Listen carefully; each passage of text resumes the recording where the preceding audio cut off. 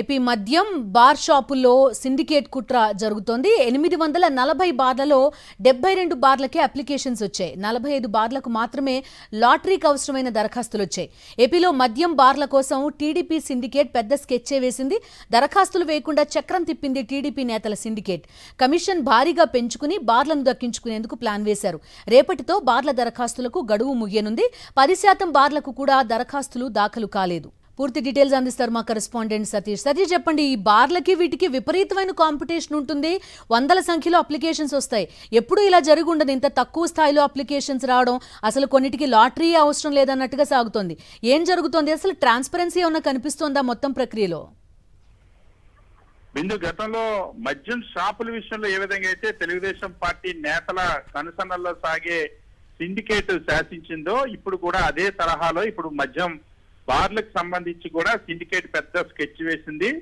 రేపు ఆ సాయంత్రంతో వాస్తవానికి ఆంధ్రప్రదేశ్ రాష్ట్రంలో నూతన బార్ పాలసీ ప్రకారం బార్లకు ఆ రిజిస్ట్రేషన్ ఏవైతే లాటరీకి సంబంధించినటువంటి దరఖాస్తు చేసుకోవడానికి ఆ అప్లికేషన్ గడువు రేపు సాయంత్రంతో ముగుస్తుంది.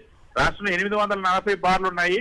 840 బార్లు కూడా ప్రతి ఒక్క బార్ కి కూడా కనీసం 4 అప్లికేషన్లు వస్తేనే లాటరీ తీసేటువంటి అవకాశం ఉంది. కానీ ఈ రోజుకి అంటే ఇప్పటి వరకు కేవలం 72 బార్లకు మాత్రమే అప్లికేషన్లు వచ్చాయి.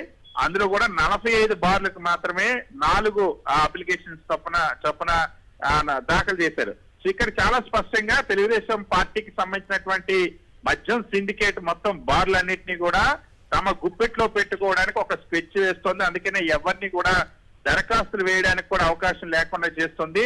సిండికేట్లు బెదిరిస్తూ ఉన్నారు, ఎవరిని వేయనివ్వకుండా. పూర్తిగా ఈ షాపులన్నీ టీడీపీ, ఈ బార్లన్నీ కూడా టీడీపీ నేతలు, తెలుగుదేశం పార్టీకి సంబంధించిన ఎమ్మెల్యేల కనుసన్నల్లో సాగేటువంటి సిండికేట్లు చేజిక్కించుకోవడం. అది కూడా ఎందుకంటే కమిషన్ ని పెంచుకున్న తర్వాత, భారీగా పెంచుకున్న తర్వాత ఈ బార్లు దక్కించుకునేటువంటి ఒక ప్రయత్నం చేస్తున్నారు. అందుకనే ఎవరిని దరఖాస్తు వేయనివ్వకుండా చేస్తున్నారు. వాస్తవానికి అయితే ఈ 840 బార్లకు కూడా 3360 దరఖాస్తులు రావాల్సినటువంటి అవసరం ఉంది. కనీసం 840 బార్లలో 10% 84 బార్లకు కూడా ఇప్పటి వరకు అప్లికేషన్ దాఖలు కాలేదు.